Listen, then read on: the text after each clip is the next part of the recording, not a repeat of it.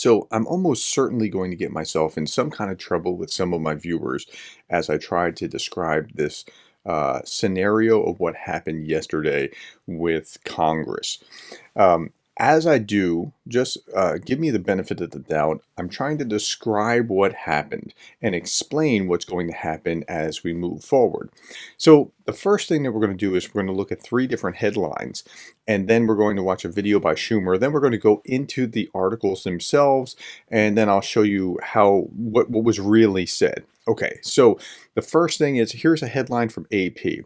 House Speaker Johnson is insisting on sweeping border security changes in a deal for Ukraine aid. That's factually what happened.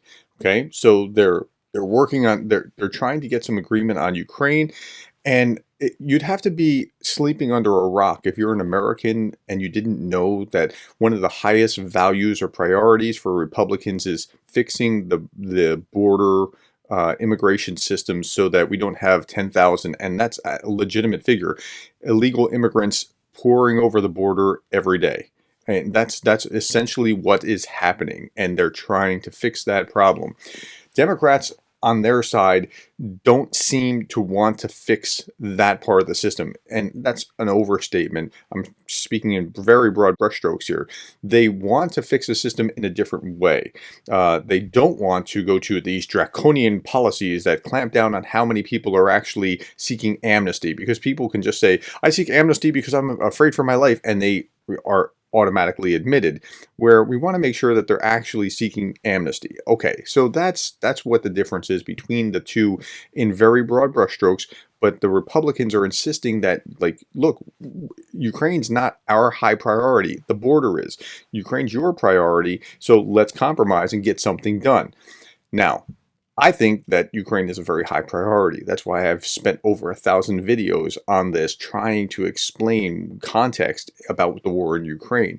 But not every Republican's like me. So these other Republicans, and I think the border ought to be fixed as well. So I'm sympathetic to that particular position, but I wouldn't do it the way that they're doing it. But this is what's going on. Okay, so here's how a more left-leaning description goes. Republicans storm out of briefing as Congress battles over Israel and Ukraine aid package. Now, it's true that they did, but this kind of puts them in a pretty bad light. On the other side, here's the Fox News article that says Republicans close ranks and demand that Dems face border crisis as Biden Ukraine aid plan hangs in a balance. It's also a true statement, but they paint it in very different lights depending on the article. Okay, so here's the NBC article talking about what happened, and it's really illuminating if you read the articles and look at what really happened. Okay, Washington, classified briefing for senators on the White House's request for aid for Israel and Ukraine became heated with Republican members storming out of the meeting Tuesday. But it fell apart, senators from both parties said, after Republicans began asking about the border. GOP members, and GOP is Grand Old Party, that means Republicans.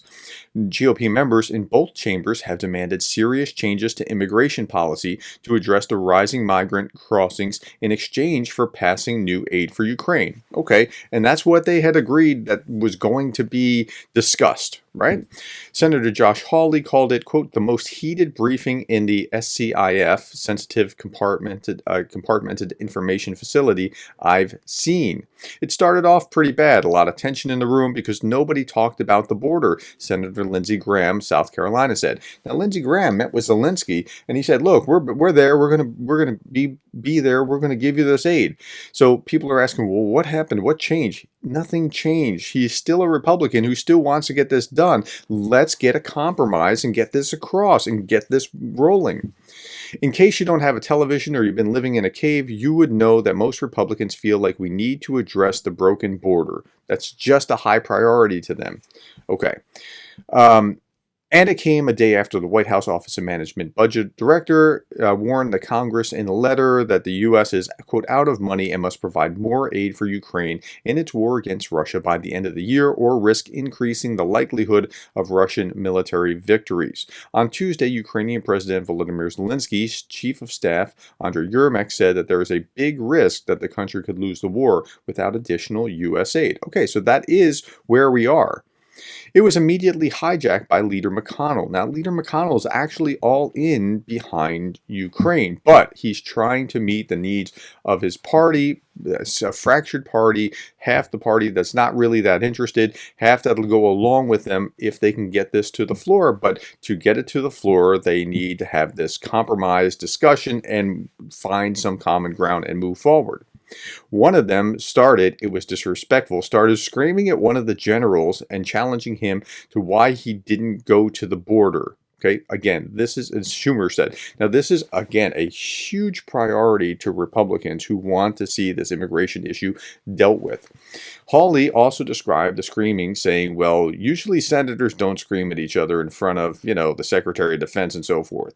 Okay, that's immature, pig-headed, that shouldn't happen. There's no, glossing that over and saying that this was an okay thing to be doing. Don't act infantile, just work this out like gentlemen, like you're supposed to. Although I do enjoy watching the British House of Commons. That's actually a good time. I watch that for kicks and giggles. Okay, Cotton described it as Schumer running his big mouth. Cotton says he disputed the claim, noting that Biden's administration's supplemental request included money for the border. Okay, so the Republicans understood that with the supplemental request, border aid was going to be part of this, so we should be able to discuss this, and they didn't. So now Republicans are upset. Oh, you just want to have this one-sided thing where you get what you get and we don't get what we want. That's the way they're processing it. I said, nope, Republicans haven't injected border security into this debate. Joe Biden sent us a supplemental bill with border provisions in it. We want to help Ukraine and Israel, but we've got to have the Democrats recognize that the trade here, the deal is that we stop the open border. They don't want to do that, said Senator Mitt Romney of Utah. So Republicans are just walking out of the briefing because the people there are not willing to actually discuss what it takes to get a deal done. Now, you can look at that and you frame it based on your biases that either the Republicans are holding their ground or the Republicans are bad or whatever. But that's not the point. The point is, this is part of the process. This side wants this side wants that. And because of that, they're going to eventually. So here's what's going to happen. Today, they're going to have a vote on the 109. It's going to fail. It will fail. But they're doing that to make it fail. Now, if you're the Democrats, you want to put this forward. If you win, you win. And if it fails, then it signals to your side, yes, we need to compromise with those bad Republicans over there. And then they get together and they start to work out the compromises. Okay, here's an article from AP. This is House Speaker Mike Johnson is insisting on sweeping border security changes in the deal for Ukraine. Just a couple paragraphs in this one. Johnson delivered a hardline message on Tuesday morning ahead of the classified briefings the Biden administration organized to underscore how desperately the aid is needed. Ukrainian President Volodymyr Zelensky was scheduled to address the senators via video, but canceled his appearance, Senate Majority Leader Chuck Schumer said. Okay, now, did he cancel his appearance? Yes. And that was actually a good thing. You don't want to have that video appearance appealing and then have it shot down. Nothing happens. That becomes like fodder. Now, I don't know if that was intentional or there was just a legitimate conflict. There could have been a legitimate conflict, but that would be fodder for Pravda to say, or TASS or RT to say, even after Zelensky appealed to the Senate, they still didn't give him the aid. The West is losing their hope in Zelensky, that kind of thing. Instead, the meeting erupted in frustration and yelling as Republicans insisted on including border security in the discussion. Well, that was supposed to be, to their understanding, part of what they were supposed to be talking about. The battle is for the border, Johnson said at a news conference. We do that first as a top priority, and we'll take care of these other obligations. Now, Johnson, as a Speaker of the House, is leading his slim majority to achieve their objectives. Now, if they can achieve their objectives and achieve the objective of the other side in Ukraine aid, that's what they're trying to accomplish. Again, my sympathies are with Ukraine first, and I think it's pretty clear from this entire channel that that's where my sympathies are, and I think that they should have paired it with Israel, just pushed it through and gotten things through. But again, this is how the process is working. Conservatives are pressing for the provision in H.R. 2, now this is important, a bill they passed in May that would restart construction of the walls along the southern border. They passed it in the House, didn't go in the Senate. So they're trying to couple this with that, with what the Senate wants, and push that forward and get it all done. southern border and make it drastically more difficult for the migrants to claim asylum in the U.S. Legitimate asylum, sure. Just because anybody wants to come, that's not the same thing. Okay, and that's what they're dealing with. Schumer added that Johnson told him in a private meeting that he could not pass the supplemental package through the House without H.R. 2 attached. Okay, and it was clear to Schumer, like, this is what Johnson's priority is. This is the only way he's going to make it work. So, yeah, go and do that. Now, before Wednesday's test vote, so there's going to be a test vote, and it's going to fail. Schumer made Republicans what he called a golden offer, agree to move ahead with the aid package, and they could offer any amendment they want to any border security, to add border security to the package. So put this forward, add any amendment that you want. Okay. But when Schumer brought the amendment offer to the classified briefing on Tuesday afternoon, several Republican senators stood up and stormed out of the meeting. Now, it sounds like these bad Republicans, they're just bad Republicans. Now, this is why you have to triangulate on the facts. Let me just finish a little bit more. Nobody stabbed anyone, I'll put it that way, but it was close. Senator John Kennedy, Republican from Louisiana. The final comment here in this article: the world needs to be very concerned about what's happening here, said Senator Chris Murphy on Monday night. Republicans have decided to hold Ukraine funding hostage to a domestic political party that's amongst the hardest in American politics, priority that's amongst the hardest in American politics to solve. Okay, so this is the way that Democrats will frame this. Here is even Chuck Schumer talking about it. And again, they have to talk bad about the other side. The other side's always bad. They're always bad. We're the good guys and they're bad. They're always holding it up. Just listen to what he has to say. Because if you were really trying to solve the thing and you wanted to be conciliatory, you generally wouldn't talk like this. But this is part of the political game. It's how the game is played. But instead of meeting us in the middle, Republicans have tripled down on extremist policies. They won't meet. They won't compromise. They've tripled down. But both sides are saying the same kind of rhetoric because this is how the political game is played. That seemed dictated by Donald Trump and Stephen Miller, like indefinite detention of asylum seekers, sweeping powers to shut down the immigration system. Democrats want to be reasonable on immigration. But Republicans don't want to be reasonable. We're willing to make concessions, but we will not keep going in circles if Republicans aren't interested in even meeting us halfway. Now, just because both sides can't reach an agreement does not mean that we can't get something done.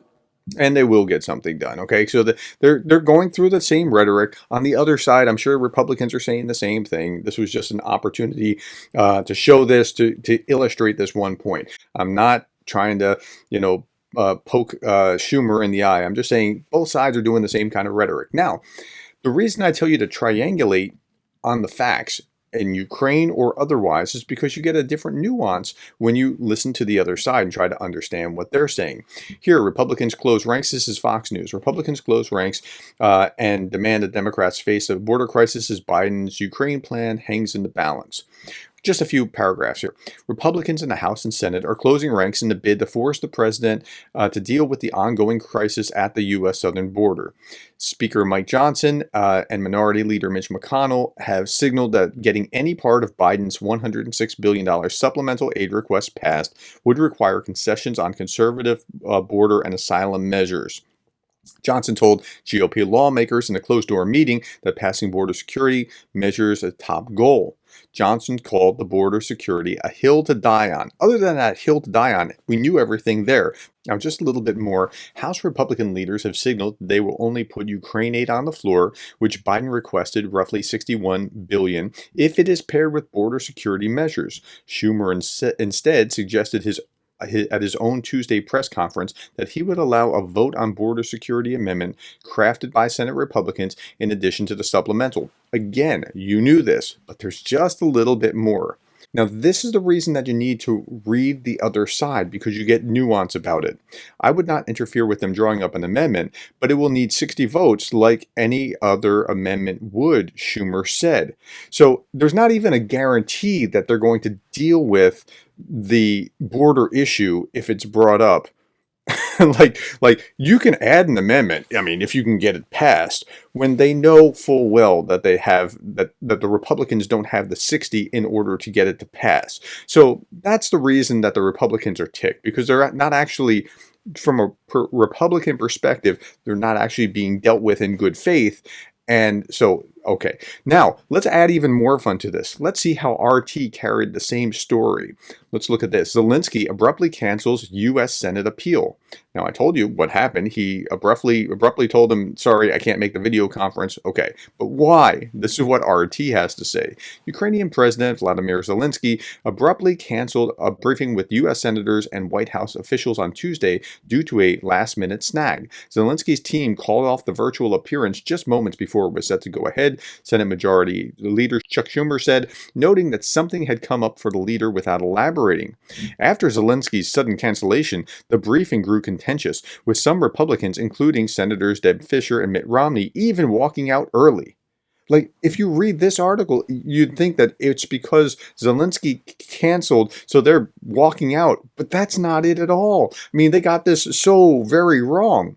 So you need to triangulate on your sources, and I'd keep beating the drums about this. Listen to left, right, and center. Just try to get a sense of what's going on, because even if you don't agree with most of what Fox News had to say, understanding this last line, that it was just an amendment that they were going to get, that they weren't even going to get full orb discussion of it, that changes your perspective about it. Now, I'm not saying that I want the Republicans to do what they did. That's not it at all. But I do want you to understand what is happening, and that when it goes to the floor today, it will fail, and then they'll come back and negotiate, because that's the process. Okay, so it's not as contentious as it was like 10 months ago. There was this heated moment on the floor with Kevin McCarthy when they were dealing with the initial vote for the Speaker of the House. I just want to show you something. Like, this is weird that the Speaker of the House came down and had an argument with Matt Gaetz. You are screwing this for everybody. Right? Yeah. You are. This is Matt Gaetz, who ultimately pulled the lever to call for the Speaker of the House to be removed, and the Speaker is down here, or about to be Speaker is down there like arguing with him. It was getting contentious. The business of the entire United States House of Representatives based on what he's going to say is your ego. And to be clear, he can change his vote. Right, Rick? That's right. This has not been finalized. Okay, and so we want to know what they actually were saying to each other. And so there was this great video that caught exactly what they were saying to each other right here. So let's listen to this. Son, what does it go for, Bill? Can you say it? Well, who knows? A really rich doctor said you were a bummer. And I think you don't know algebra. No, we're talking science, bud. Okay, science of what? If you're wondering, this is just somebody filling in, lip reading with, words that seem to match their words, but it's pretty funny, and it's after everything else we just talked about. This is worth watching. Is that a tiger? One of your friends promised me I could flick you in your face. Absolutely, you may not do that. Get him in his cringy smirk for real. Say any cereal name. Cinnamon Toast Crunch. You're like people in the 12th century. Why'd he say it like that? You're a formulated pickle popper. He's a storm cloud. I don't like you, dude. And there's a tiger. Oh, that's it. You two guys sent the tiger. I didn't. No, not me. What tiger? That's I mean, that is reprehensible. okay, yeah. Okay, Brad? I'm a horrible person. Brad, I'll report you to Nadine. I just want your leg bones to be okay. I brought the tiger. Really, you got somebody on the organ now? Hey man, you're gonna pay for dinner. You're gonna pay. No, get off it. Okay, I just want to end on a lighter note after all that. So again, I'm very confident that they're going to work things out eventually, but unfortunately, in real time, if I was in Ukraine, I'd be nervous if I didn't know what I'm communicating to you now, that they're going to work something out. What they're going to work out, I don't know, but they won't leave Ukraine in a lurch.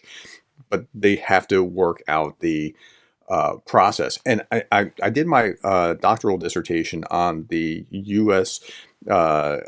System, right? Like, it was the leadership assumptions of American statesmen during the Constitutional Convention and ratification debates, right? That's like the nerdiest thing you're going to hear today.